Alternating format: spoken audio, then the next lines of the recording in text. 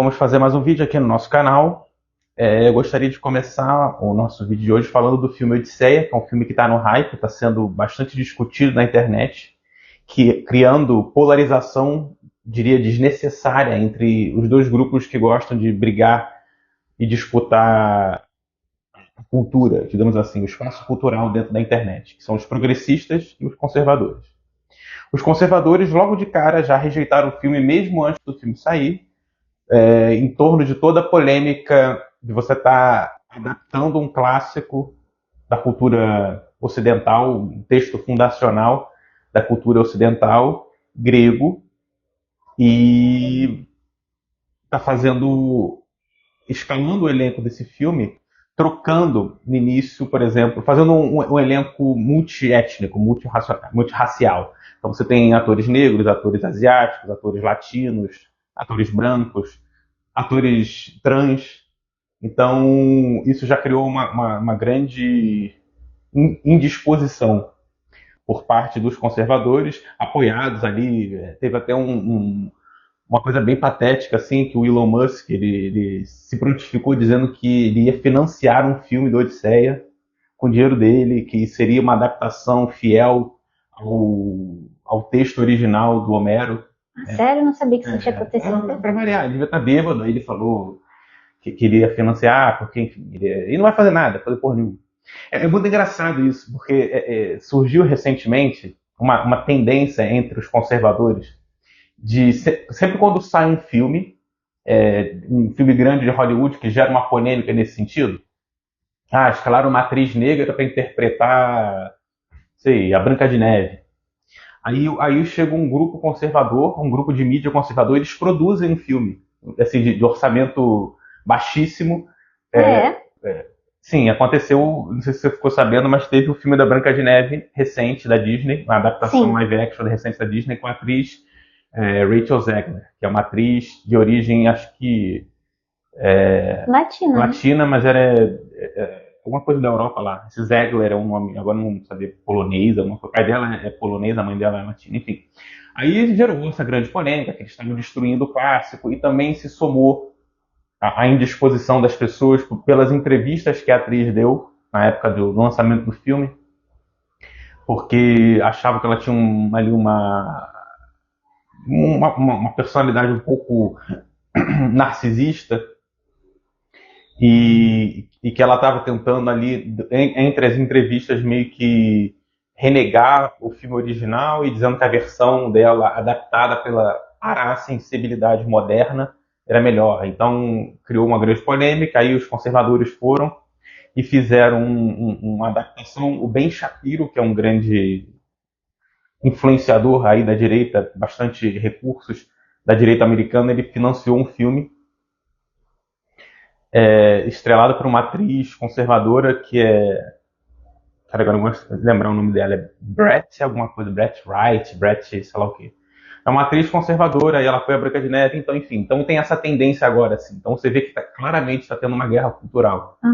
Sim, a Rachel Zegler, que se falou, tem ascendência colombiana e polonesa. Polonesa, isso. Aí agora está tendo então essa reação dos conservadores de tentar correr atrás aí da guerra cultural. Então, a partir do momento que Hollywood está woke, está liberal e de esquerda e progressista, eles vão fazer a contrapartida oferecendo a versão conservadora da coisa. Mas enfim, aí existe essa polêmica. Então o filme ele já, como todos os filmes recentes, eles ficam antes nessa polarização política. Então o filme ele tem uma mensagem aí política, supostamente, e isso é a primeira polêmica que se cria em relação a esse filme. E partes conservadores eles estão bem dispostos em relação ao filme, fazendo várias críticas cansativas ao filme. E muitas, assim, basicamente a crítica é o seguinte: é que o Nolan destruiu o texto original porque ele mudou o sentido original da obra. E esse é o ponto que eu quero tocar, porque isso de fato é verdade. Assim. Mas antes de falar, vai ter spoiler? Sim. É bom avisar. Vai ter spoiler, vou discutir o filme. Vou discutir o filme total, não é spoiler. Inclusive eu preciso, um dos pontos centrais da discussão que eu vou fazer, você se incomoda em Claro que não. eu tenho que contar um final do filme para amarrar o que eu quero dizer. Ele muda, assim, o sentido original da história, né? A história da Ilíada e da Odisseia são textos ali do período, retrata o período ali micênico, da Grécia Antiga, por volta de aí, quase 2.000 anos, mil e poucos anos ali, que se passa a história supostamente aquele evento que é narrado na Odisseia se passa por volta de 2.000 a 1.000 anos antes de Cristo. Então você está ali no final da Era de Bronze, na Idade do Bronze. Então você tem uma mentalidade que imperava na época e uma moral que imperava na época que é expressa na obra original, que é uma moral da época, que era uma moral guerreira, uma moral do guerreiro, do conquistador, do destruidor.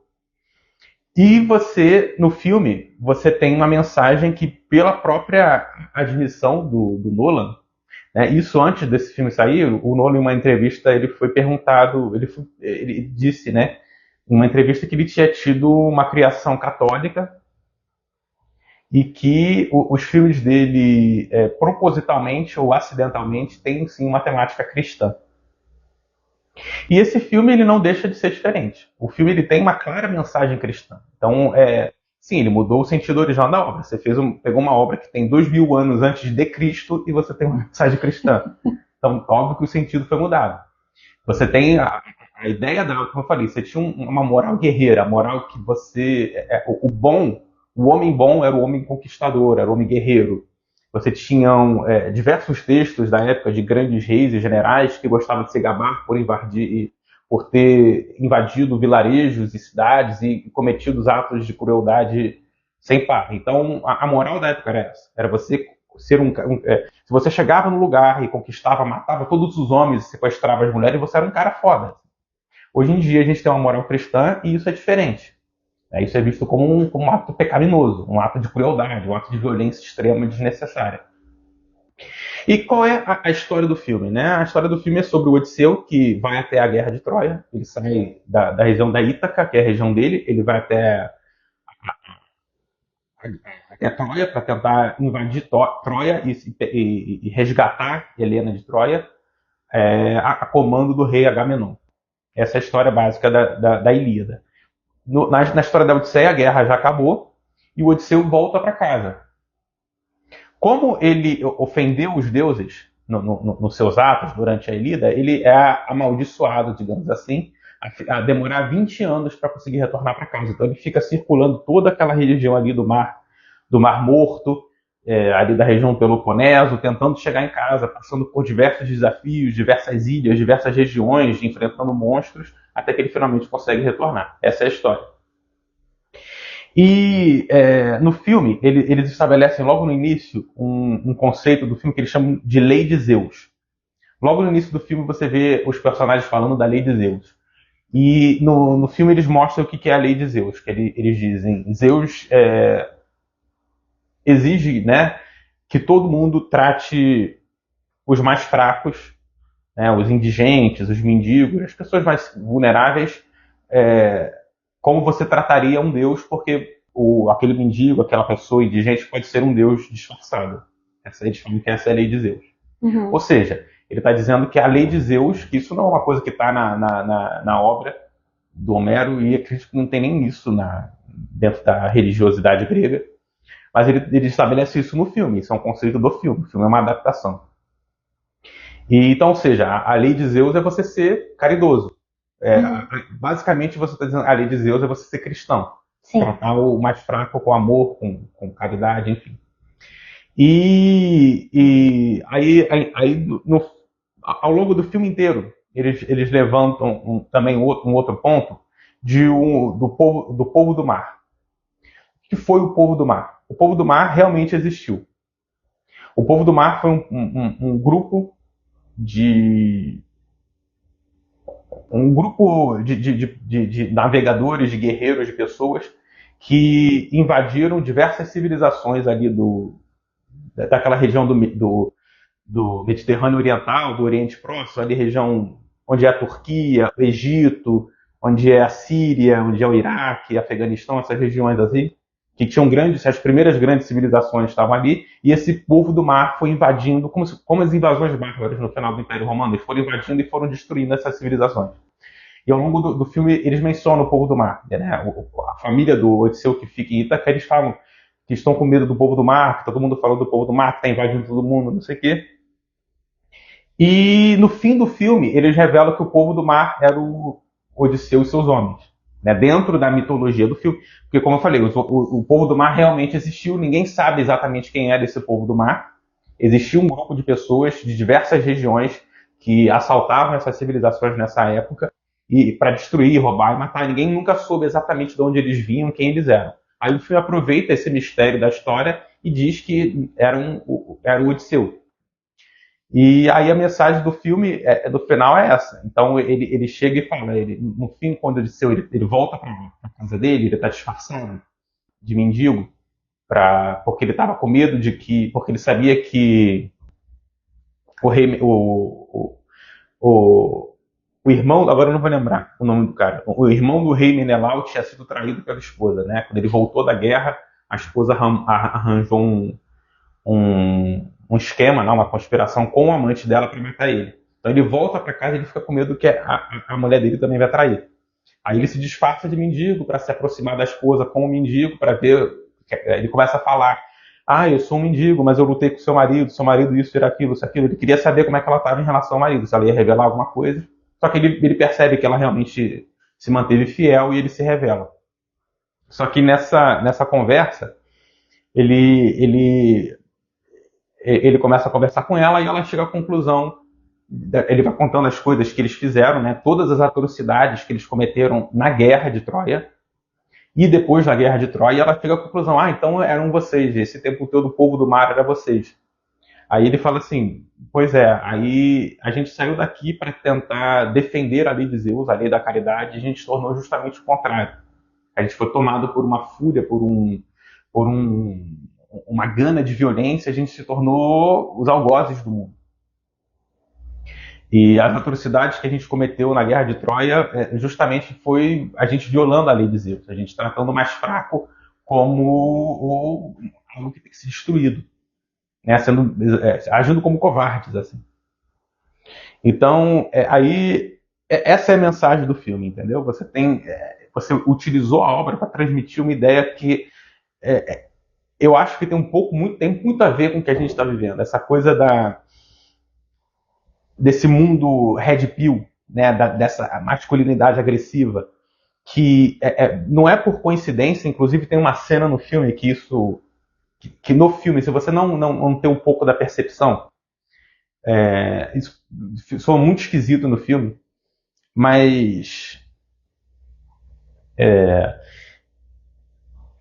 toda essa menosfera que eles chamam, né? Essa bolha da internet, dessa masculinidade agressiva que vem surgindo nos últimos anos, eles gostam de reivindicar justamente esse passado da Idade do Bronze. Esse passado da Idade do Bronze, onde você existia essa moral masculinista violenta, né? De que os homens, na verdade, nós homens somos grandes guerreiros, conquistadores e matadores, não sei o quê.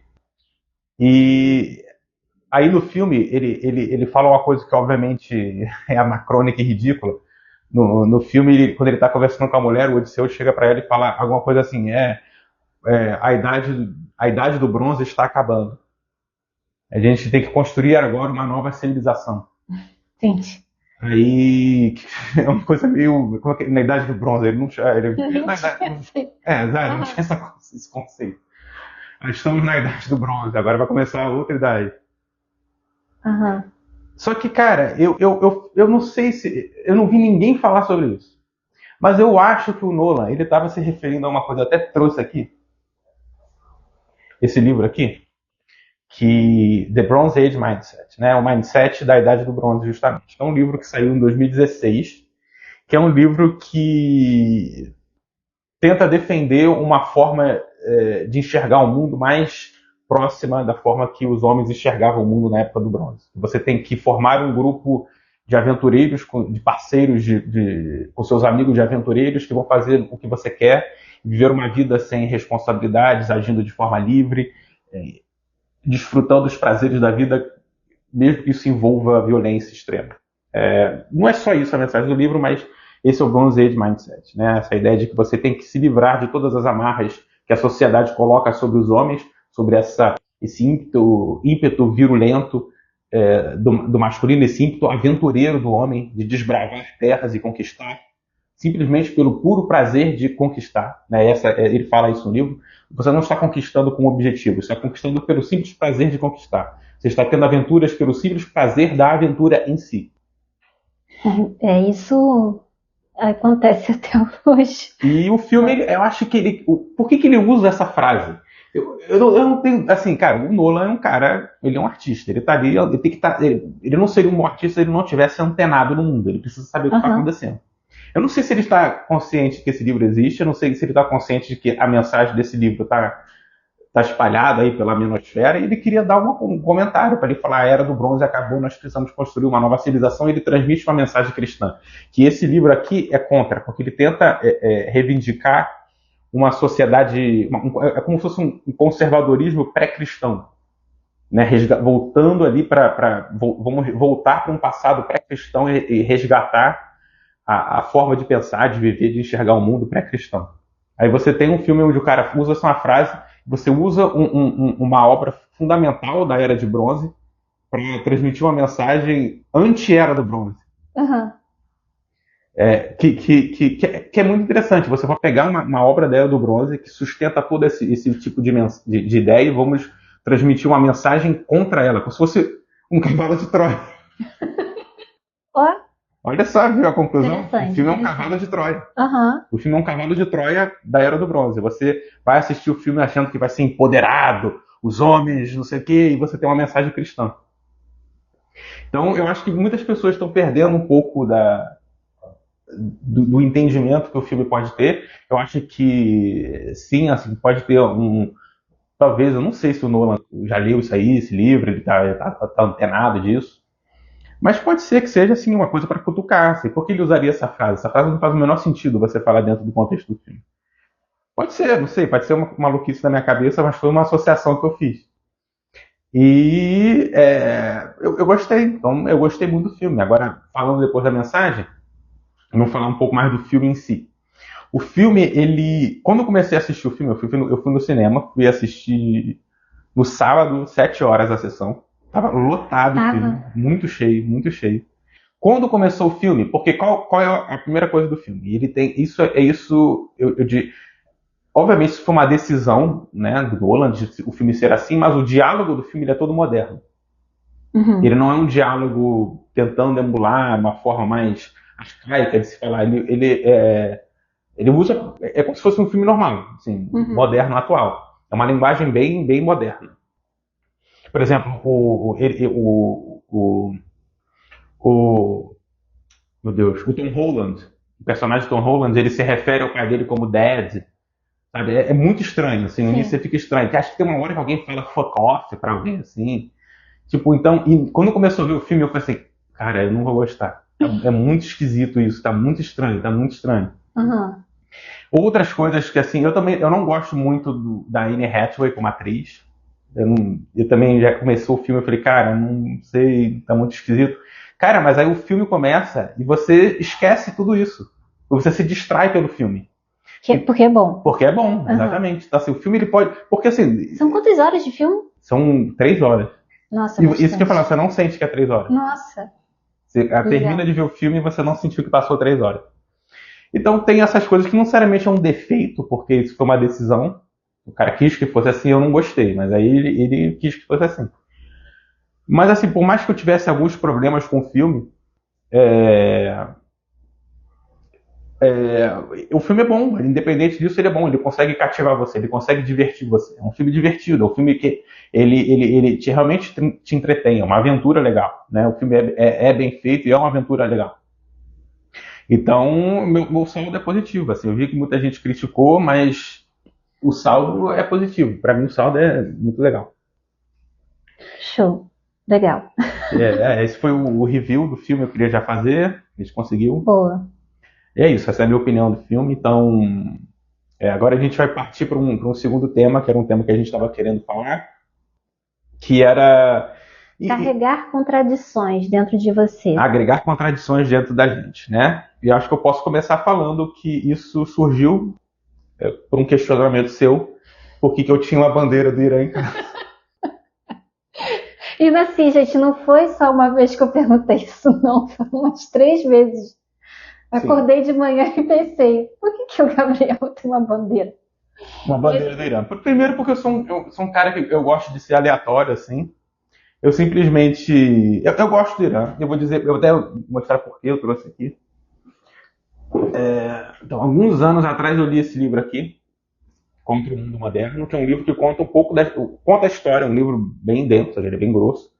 É um filme que conta a história da escola tradicionalista dentro do estudo das religiões e da filosofia, né? Que a escola tradicionalista, cujo maior expoente é o René Guénon, é uma escola que entende que as grandes religiões do mundo, principalmente as religiões abraâmicas, o cristianismo, o judaísmo, o Islã, elas guardam uma verdade que é perene, ou seja, ela sempre existiu desde o início da humanidade.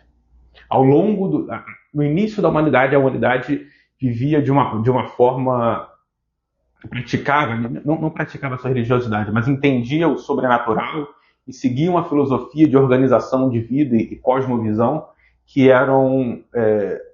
que foi se perdendo ao longo da história, ao longo que a humanidade foi se desenvolvendo, essa forma de enxergar o mundo foi se perdendo, mas alguns elementos dessa forma eles se mantiveram escondidos dentro dessas grandes religiões. Então existe uma dimensão esotérica, né, fechada, escondida dentro dessas grandes religiões, onde esse conhecimento tradicional ainda pode ser encontrado e praticado. Mas, abrindo esse parênteses, por que chega no Irã? Quando eu estava lendo esse livro, tem um momento no livro que eles mencionam que dentro da Universidade de Teherã, no Irã, capital do Irã, Teherã, essa escola tradicionalista ela ganhou uma força considerável, assim, considerável em comparação às outras universidades ao redor do mundo, onde sempre rejeitaram o tradicionalismo. Mas na Universidade de Teherã eles tiveram uma relativa entrada positiva. E muitos, muitos desses universitários de Teherã tiveram um papel ali relevante dentro da Revolução Iraniana, no final da década de 70. Então, assim, como eu comecei a ler esse livro, porque quando eu comecei a ler esse livro, quando eu comprei esse livro, eu não tinha ideia do que o livro se tratava exatamente. Foi uma época que eu estava começando a querer ler bastante, então eu estava com dinheiro, eu comprei vários livros, eu comprei esse livro sem muito saber o que era. Eu não sei porquê, eu lembro que eu comprei achando que acho que meio que nesse espírito aventureiro de querer ler coisas desconhecidas. Eu achei que o livro fosse... Eu tinha uma vaga impressão de que o livro podia ser sobre tradicionalismo católico. Não sei porquê. Aí eu comprei e comecei a ler o livro, eu não fazia ideia do que era, nada disso. Então eu fui descobrindo ao longo do livro. Mas você descobriu o Guénon nesse livro? Sim. Ah, tá. Eu descobri tudo nesse livro, desse tradicionalismo. Então, esse livro assim, foi as melhores leituras que eu já tive, porque eu cheguei cego e eu fui descobrindo que existia esse troço que eu nunca tinha ouvido falar. Eu comecei a ficar fascinado por aquilo. E por eu saber que na Universidade de Teherã eles tinham dado um espaço maior, eu comecei a ficar mais interessado pelo Irã, que antes era uma coisa que eu não tinha interesse. Então eu comecei a gostar do Irã, comecei a pesquisar a história, comecei a ler a história da civilização persa inteira, e começou a me fascinar, assim. Então se tornou um país que eu tive um apreço, assim, uma fascinação. Eu tive um pontapé inicial, uma coisinha simples, e aquilo ali despertou interesse, eu fui descobrindo outras coisas que eu gostava. Mas por que a gente tem que ser capaz de comportar contradições dentro da gente? Assim? É aquilo, né? O Irã é um país. O Irã é um país complexo. O Irã é um país que tem mais de 2.500 anos. É uma civilização de mais de 2.500 anos. É um país extremamente complexo, passou por várias coisas. Então a gente não pode reduzir um país a um aspecto específico dele. Assim como a gente não pode reduzir a Alemanha ao nazismo. A gente não pode reduzir o Brasil ao Comando Vermelho. A gente não pode reduzir os Estados Unidos à política externa que eles fazem. Os Os países eles têm uma complexidade. Você pode pegar um país e ter. Olha, a Alemanha é um maior exemplo disso. Você pega a cultura alemã, você pega o povo alemão, você pega aspectos do folclore alemão, da música tradicional alemã, você vê, parece que é um país de conto de fadas. É um país bonitinho, olha que engraçadinho, que eles usam aquelas roupas de tirolês, aquela peninha, aí cantam música sobre casca de nós, só que eles foram nazistas, entendeu? Você fica, é muito doido como é que o mundo funciona assim. Como é que esse povo fez um troço desse, entendeu? Assim, você não consegue imaginar. Então, assim, as coisas são complexas, assim, você pode ter diversas dimensões, diversas facetas dentro de uma mesma coisa. Então, assim, quando eu falo que eu gosto do Irã, as pessoas já imaginam, cara, o Irã hoje, né, é uma teocracia xiita, uma ditadura, sim, que tem diversas atrocidades que são cometidas, e as pessoas acham que se eu gosto do Irã, eu apoio o regime, então eu sou a favor do regime atual do Irã. O que não é verdade, né? Eu sou, obviamente, contra os desdobramentos da Revolução Iraniana, obviamente. Tem diversos casos aí que são claramente absurdos que acontecem no Irã e eu sou absolutamente contra tudo isso. Gostaria que o regime não fosse dessa forma, tá? Não que eu apoie também o regime anterior do Reza Pahlavi, que também é uma outra ditadura, só que apoiada pelos Estados Unidos, mas era uma outra ditadura que torturava, que perseguia, que fazia também atrocidades. Não apoio de forma nenhuma o regime político que está instaurado ali. Eu entendo por que aquilo ali aconteceu, eu entendo por que a revolução aconteceu. A gente, não sei se tem necessidade de entrar aqui e falar sobre a história do Irã, mas assim, eu entendo por que a revolução aconteceu, mas eu consigo não apoiar, eu consigo ter a consciência, ao mesmo tempo de entender que hoje, no contexto atual, a guerra, que o Irã tem o direito de se defender, mas que o regime seria melhor se aquele regime não estivesse ali. Então, e ao mesmo tempo que parece um pouco meio... por eu ter uma disposição um pouco mais experimentalista, um pouco mais progressista, de querer experimentar coisas e ser tolerante a ideias diferentes, assim, pode parecer uma contradição eu gostar tanto de um país que é um país ultra-reacionário, digamos assim. Mas é isso, a gente pode ter contradições, a gente pode admirar um país por diversos aspectos, pela cultura do Irã, pelo Irã ter sido assim, o único país ali no Oriente Médio que conseguiu manter uma cultura que não foi, entre aspas, muito contaminada pelo árabe e pela cultura árabe. Eles mantiveram a tradição persa, mantiveram a língua deles, que tem influência do árabe, mas mantiveram uma língua ali, mantiveram uma arquitetura, uma arte muito única, que é muito diferente. Ali, basicamente, todos os povos ali do Oriente Médio são todos quase árabes, menos eles. Então, eles conseguiram se manter únicos, assim, 2.500 anos, mantendo uma linha de tradição, de cultura, de poesia ali iraniana, que é muito legal. Então, mas eles, infelizmente, estão vivendo há alguns anos uma situação política muito difícil. Mas é aquilo, assim, como a gente não pode resumir a Alemanha ao período do nazismo, a Itália ao período do fascismo, o Brasil ao período da ditadura. É a mesma coisa que alguém, sei lá, algum gringo gostar do Brasil, alguém fala, mas por que você gosta do Brasil? Você é a favor do Comando Vermelho? Tipo, não, o Brasil é muito mais que isso, o Irã é muito mais do que o regime que está lá. Então é isso, a gente consegue comportar contradições dentro da gente. A gente consegue admirar alguém ou algo, uma ideia, mesmo que a gente não concorde com aquilo. Aí eu te mandei até aquele vídeo do cara comentando que ele acha que as pessoas mais inteligentes são as pessoas que conseguem ter esse tipo de habilidade, né? Então, e aí eu fico pensando assim também, eu acho que realmente, eu acho que é um processo de... Você tem que estar muito bem preparado mentalmente para esse tipo de coisa, porque realmente a gente, quando é mais infantil e imaturo, a gente tende a escolher lados. Acho que eu posso usar essa palavra, né? Infantil e imaturo. Sim, sim. E aí, com o desenvolvimento, sei lá, da vida, das experiências, a gente percebe que o mundo ele não é Não é isso, preto no branco.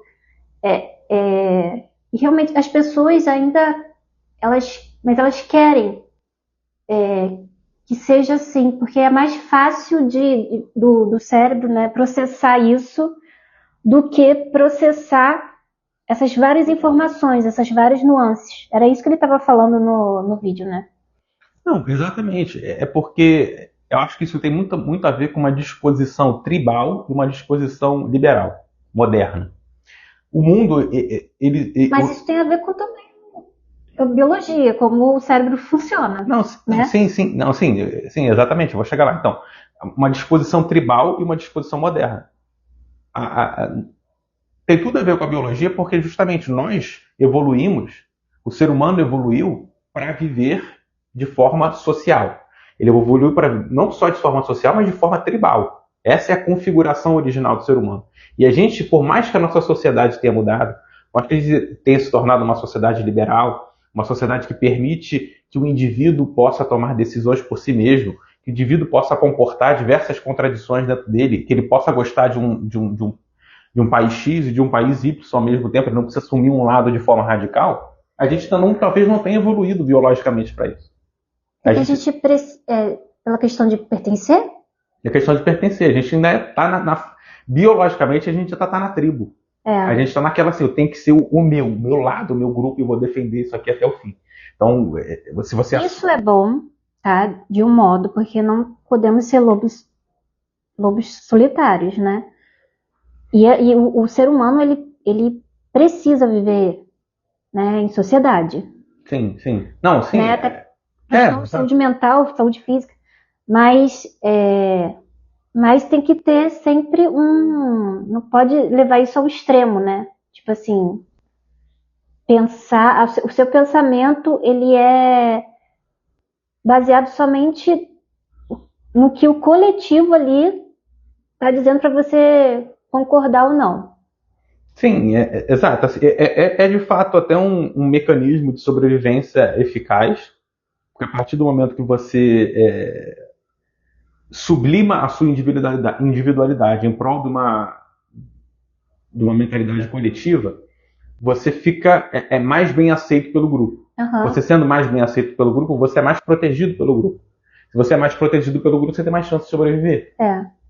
Mas é aquilo assim, a gente também não vive mais num mundo onde você vai ser morto a qualquer momento por um grupo rival, uma tribo rival. Então não existe tanta necessidade disso. Assim, hoje temos o quê? Não é mais a idade do bronze, entendeu? É o cancelamento. A morte seria o cancelamento? Talvez. É uma morte simbólica. Uma boa colocação. Exatamente. O cancelamento é justamente o banimento que existia na época das tribos. Você era banido da tribo. Você, quando é cancelado, você é banido da sua tribo. Sim. Você é julgado porque você traiu o grande código de conduta da nossa tribo. Você não performou o ritual de adoração aos deuses. Você está adorando o deus da outra tribo, então você está banido. É isso, o cancelamento é esse. Você pensa diferente, você está idolatrando outros deuses. Você tem que ser banido no nosso grupo, você vira um lobo solitário sozinho, sem tribo. Exato. Mas é aquilo assim, como eu falei, assim, é um mecanismo de sobrevivência útil, mas ao mesmo tempo a sociedade ela criou mecanismos que protegem o indivíduo. Ele não precisa mais estar na tribo, entendeu? Tem polícia, você tem um monte de coisa. Então, você pode hoje em dia a gente pode se dar o luxo de experimentar esse determinado tipo de coisa. Mas as pessoas têm muita dificuldade, porque realmente é desconfortável. Né? Então, é aquilo assim, você pode admirar e reconhecer. Por exemplo, eu admiro e reconheço o valor que Marx teve para a construção do pensamento do ser humano. Construção do pensamento, principalmente moderno. Marx eu consigo entender o Marx como um grande intérprete da modernidade, um grande intérprete do capitalismo. É um cara que realmente entendeu diversas coisas importantes de como é que funciona o capitalismo, mas você pode discordar do diagnóstico que ele dá, da solução que ele dá. Né? Uhum. Você pode fazer diversas críticas aqui do salto que ele dá para o socialismo. Né? E de fato existe um socialismo incubado no capitalismo que está prestes a desabrochar, o Marx dizia que sim, isso você pode discordar, ao mesmo tempo que você pode concordar com outros aspectos da teoria dele. Sim. Você pode achar que é super importante que as pessoas tenham conhecimento de Marx, leiam Marx, e não ser socialista ou não ser comunista, mas as pessoas acham que, tanto da esquerda quanto da direita, a partir do momento que você gosta de Marx, tem que ser um marxista, tem que ser um comunista. E a partir do momento que você gosta de Marx, a direita diz que você é um comunista, então. É aquilo assim, você pode comportar essas contradições dentro de você. Você pode saber reconhecer o valor de uma coisa, admirar essa coisa, sem concordar 100% com essa coisa. Eu vi há pouco tempo também um vídeo no Instagram mesmo, da Espectro. Ela foi foi, sei lá, fazer um vídeo com, esqueci agora com quem, mas aí perguntaram pra ela, você levaria para um boteco a Sardá para conversar? Aí ela falou, depende e tal, enfim. Aí eu também fiquei pensando assim, poxa, quem que eu levaria para um boteco assim que teria visões diferentes assim da minha, mas assim, eu adoraria conversar. Eu vou falar uma pessoa. Eu vou falar várias, posso falar várias? Pode, vai. Eu adoraria essa conversa entre Ana Campagnolo, Luana Piovani, Espectro. Adicionaria um pouco a Bertolazzi, não é porque eu acho que eu não concordo com nada que ela diz, mas assim, eu acho que daria assim um bom tempero assim a conversa.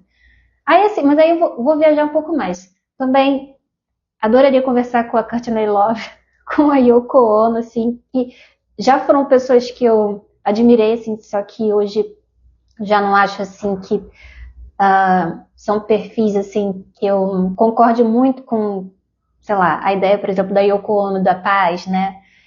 Você é a favor da guerra, né? Não, mas não é que eu seja a favor da guerra, é que agora é como se eu tivesse uma visão mais madura em relação. Eu tenho uma visão mais madura. A dela é muito inocente, né? Inocência tem, acho que não acho que ela seja inocente não, mas eu acho que ela precisou, ela tem essa é a característica da Yoko Ono, essa é a arte dela. Então, assim, não tem como ela ser outra, senão ela não vai deixar, ela vai deixar de ser Yoko Ono, né? Give peace a chance. É Yoko, sabe? Não tem como ela ser outra coisa. Só se ela quisesse mesmo acabar com essa personagem dela, que estaria tudo bem. Mas, enfim, gente, eu não sou a favor da guerra, não. Eu tenho só um... Não, mas pelo amor de Deus. Não é porque você não concorda, talvez, não concorda, não, mas você não se identifica mais como a forma como ela abordava a questão, assim. Isso. E existem muitas críticas a ela, assim, porque tem aquela foto dela com o John Lennon na cama, que tá com a empregada arrumando a casa. Exatamente, sabe, tipo, mudar o mundo, só que ele dá parte da minha cobertura em Nova York. Sim, sim, sim. Mas é o que você falou, você consegue admirar ela por ser ela. Mesmo você não concordando. Isso que é legal. Você gosta dela como um personagem, assim. Eu gosto. Mas eu não concordo com ela. Tudo bem. E aí, eu acho que também, dentro disso, mais por quê? Aí eu vou... Por que eu gosto dessas mulheres? Por que elas... Eu tenho uma admiração por elas. Porque... Aí eu vou um pouquinho longe. É porque elas... Porque para você ser uma mulher insuportável, você precisa... existe uma demanda interna sua que você precisa ter muita coragem para ser essa mulher insuportável, assim. É porque um homem insuportável, ele é um boss, né? Não vamos entrar nessa, que você já sabe o que eu vou falar aqui. Mas, cara, eu sei o que é ser uma mulher insuportável. E é isso, você precisa de muita coragem para isso. E aí, a gente vê Luana Piovani toda hora sendo cancelada, o pessoal falando quanto ela é chata, mas ela mantém as ideias dela, ela continua falando o que ela quer e da forma que ela quer. E a Ana Campagnolo, que ela tem uma pesquisa completamente antifeminista, né? E eu sou uma feminista. Então, assim, mas ela ela tem uma história que ela foi meio que perseguida na faculdade por esse motivo e tal, sabe? Então, para você manter uma ideia e agir de acordo, e ela é muito, eu acho ela muito inteligente, apesar de não concordar de jeito nenhum com o partido que ela está. Mas, enfim, tem que ter muita coragem, tem que ter muita inteligência, tem que ter um nível de controle emocional, assim, acho muito grande. Para você ser odiada, né? Porque ela é muito amada por pessoas lá, conservadoras e tal, mas também é muito odiada. E eu posso falar isso das outras pessoas também que né, Yoko, né, a Courtney Love, ai meu Deus, todas que eu citei. Aproveitando que você falou isso, eu vou falar a pessoa que eu gostaria de levar para o bar, que tem a ver com a campanhola, que é o Olavo de Carvalho. Ah, é? O Olavo de Carvalho é uma pessoa que isso eu nunca tinha falado não, mas eu admiro muito ele, eu admiro muito o personagem Olavo de Carvalho. Eu gosto muito do personagem Olavo de Carvalho. Porque, primeiro, assim, já vou falar logo de cara, eu discordo absolutamente de tudo que ele fez, ainda principalmente a agência política dele, né? A gente sabe que o Olavo de Carvalho,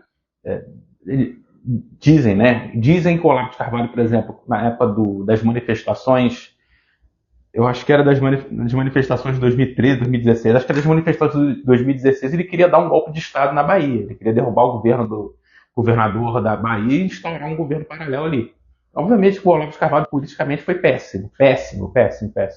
Mas agora, como comunicador, ele foi brilhante. Assim. Você pega os vídeos, os melhores momentos de Olavo de Carvalho, assim, se ele tivesse se mantido ali no YouTube fazendo vídeo de filosofia, daquele jeito engraçado dele, esse é genial. Tem umas tiradas dele, umas frases dele, umas análises que ele faz que tem assim uma veia sarcástica, um timing de humor que seria genial, assim. Era genial. O Olavo de Carvalho era muito engraçado. Ele tinha essa coisa de dar apelido para todo mundo. Rodrigo Constantino era Rodrigo Constantâneo. O Kim Kataguiri é Kim Katapiroca. Então, muito engraçado, entendeu? Enfim, mas eu acho. E eu acho que ele justamente porque levaria ele pelo bar, eu acho que seria muito engraçado, assim. Porque eu também tenho um humor parecido, sarcástico, assim. Acho que eu me daria bem com ele num bar. Mas jamais votaria nele, jamais apoiaria um projeto político dele. Porque assim que é a vida, entendeu? A vida sim, a gente está transformando a vida real numa vida virtual, né? Quando a gente não quer estar com uma pessoa que tem um pensamento diferente. Só que sim, a gente trabalha, né? A gente ainda está trabalhando. Tem pessoas que trabalham em casa, né? Mas enfim, eu e o Gabriel, a gente trabalha, né, num espaço físico onde existem pessoas de diversos lados políticos, né? Então, enfim, como se tivesse diversos lados políticos, né? Na verdade, temos só 2 no momento. Outra pessoa que eu gostaria de talvez levar para ir para o bar ou ter uma interação, uma pessoa que você sempre me pergunta porque eu gosto, que é o Paulo Cogos. Gente, ele tem uma fascinação pelo Paulo Cogos. Eu tenho a fascinação pelo Paulo Cogos porque, assim como eu tenho uma fascinação pelo Olavo de Carvalho, porque eu enxergo os dois como personagens. E como eu tenho essa veia dramática, eu gosto de arte, essas coisas, as pessoas... Triste que as pessoas não consigam ver isso. Ver como um personagem, ver que tem uma coisa artística ali. Você pega os vídeos do Paulo Cogos, cara, assim, são geniais. Assim. Se tivesse. Cara, olha só, se o Paulo Cogos pegar exatamente como ele é, e estivesse passando no início dos anos 2000 na MTV, ia ser assim um sucesso inacreditável. As pessoas achavam super engraçado. Ele seria tipo Marcos Mion, né? Exatamente. É real, gente. Ia ser muito engraçado. Ele fazia as lives, começava cantando, aí fazia Paulista. Aí teve uma época que na época da pandemia, que aí começou a surgir começaram a falar que ele estava com Covid. Aí foi no meio da rua, Aí ele começou assim, vocês falam que eu tô com Covid? Olha só. Aí ele começa a fazer polichinelo aqui. Se eu tô com Covid, como é que eu tô fazendo isso? Cara, é muito engraçado, cara. É muito bom, cara. Ele tem várias coisas, cara. Tem uma vez que ele fazia parte de um grupo, sei lá, um grupo do Orkut, um grupo do Facebook, sei lá. Aí começaram a meio que. Alguém que dizia que conhecia ele começou a meio que dar uns poses dele, mas uns poses leves, assim, não nada, tipo, ele fez isso. Só tipo, eu conheço o Paulo há muitos anos, o pai dele é esse e a mãe dele é aquele, estou no colégio tal. Aí ele começou a desmentir algumas coisas assim. Aí ele falou assim, dentro de umas coisas que falaram, ele falou que eu faço yoga. Onde é que eu faço yoga? Ele falou assim, eu sou hétero, eu gosto de fêmeas. Meu Deus do céu. Que situação. Aí é isso, então, tipo, você consegue admirar, gostar do Paulo Cogos, apesar de achar ele, a agência política dele, como agente político, horrível. Horrível, péssimo. Jamais votaria no Paulo Cogos, jamais votaria nele. Mas eu gostaria de encontrar ele na rua e conversar com ele. Gostaria de fazer um vídeo com ele, assim, falando sobre, sei lá, sobre anarcocapitalismo, sobre medievalismo, sobre alguma coisa que neutra, assim. Porque eu acho legal, acho uma personalidade interessante, cativante, engraçada. Ele tem ali o Paulo Cogos ele tem uma paixão muito grande pelas coisas que ele está fazendo, as coisas que ele defende, que ele acredita assim. E essa paixão é cativante, é difícil você encontrar uma pessoa que tem uma paixão. Tudo bem que dele se extrapola, que vira uma raiva, uma loucura, mas ele tem aquela paixão, aquele envolvimento. Você vê que ele fala, ele tem uma sinceridade ali, um amor, uma paixão. Mais que as ideias sejam ruins, mas ele gosta muito das ideias ruins dele. Isso é cativante. Eu acho que também quando a gente começa a falar das pessoas que a gente não concorda e tal, e admira, também eu acho que o mundo, quando a gente começa a julgar os outros dessa forma, até a gente aqui agora, a gente acaba se colocando num patamar meio, eu jamais, sei lá, votaria nele, eu não acho que ele tem uma boa agência política e tal, mas também a gente também fez péssimas escolhas na nossa vida, nós somos seres humanos. E eu acho que quando as pessoas falam isso, você não pode de jeito nenhum gostar dele e tal, como se essa pessoa nunca tivesse errado, como se essa pessoa não tivesse pensamentos contraditórios. Nós todos somos seres humanos. E aí você está se colocando em qual lugar? Assim, que lugar é esse? Que, com certeza não é num lugar de humildade, de se colocar como uma pessoa que erra. Entende? É aquilo ali, assim, exatamente, existe, assim, ainda mais pessoas públicas, existem pelo menos duas dimensões dessas pessoas. Existe a dimensão pública dela, o personagem público, e a pessoa que ela é de verdade. E você pode gostar, por exemplo, da personalidade pública dela e não gostar dela na vida real. Ou o contrário, você pode achar uma pessoa incrível, mas que o personagem que ela constrói, eu acho que muitas dessas pessoas que são envolvidas com política são muito assim. Elas constroem uma personalidade política, pública, que elas querem mostrar que elas são aquilo, principalmente o pessoal assim, mais de direita, será que é um conservador, que não sei o que, e a pessoa não é bem isso assim na vida real, mas que na vida real é uma pessoa legal. A pessoa escolheu aquela personalidade porque é a profissão dela, ela quer ganhar alguma coisa ali. E porque, infelizmente, ainda as pessoas só estão votando ainda nessa pessoa que é um lado muito polarizado, né, ainda. As pessoas não vão votar numa coisa que, ele é de direita, mas ele é um pouquinho assim, não. Elas querem votar no ele é de direita mesmo. Entende? Sim. E a mesma coisa serve para a esquerda, fica tentando essa coisa de pagar de revolucionário. A maioria desses caras nem é revolucionário. É verdade. Não é. Ele só cria um personagem, porque, verdade seja dita, a política é um show, a política é um espetáculo. Se você não conseguir criar um personagem, se você não conseguir, hoje em dia ainda mais já isso, você precisa criar um personagem que seja histriônico, você precisa criar um personagem polêmico, você não vai chamar atenção. Se você for só um cara normal, aqui eu tenho, eu vou fazer uma rua aqui, não sei o que, minha camisa normal, falo normal, vou fazer uma rua, ninguém vai votar em você. Porque hoje em dia tem que ter um espetáculo, tem que fazer alguma coisa louca, tem que fazer alguma polêmica. Então, todos eles, Paulo Cogos, Jones Manuel, assim, eu duvido que o Jones Manuel na vida real seja tão revolucionário quanto ele diz que ele é. Eu duvido que ele seja, eu duvido. Ele faz isso porque é um personagem, que ele precisa fazer um vídeo falando alguma grande polêmica, que ele é a favor do Hamas, eu sou a favor do Hamas, meu Deus! Só que aí viralizou, aí todo mundo sabe quem ele é. Uhum. Se ele fala, não, eu sou a favor do bilhete único. Tá, tá bom. Ele tem que falar alguma coisa que choque as pessoas, tanto a direita quanto a esquerda. E eu acho que a direita começou com isso, né? Com Trump, com Bolsonaro, essa coisa de falar coisas absurdas, e agora a esquerda está pegando isso, entendeu? Que isso faz parte do jogo. É verdade, é verdade. Eles são a favor do Hamas, eles são a favor do Hezbollah, eles são a favor de prender todos os capitalistas, de vou prender o Luciano Huck, não sei o quê, porque chama a atenção. Sim. É isso. É real. Mas enfim, é isso, gente. Acabou, né? Sim. Pessoal, vocês que estão vendo aí o vídeo, cara, se inscreve aí no canal. E nós temos também o Instagram, que é Sculptoreg. Sim, você mencionou que o último vídeo que eu vi, que eu fiz, teve uma...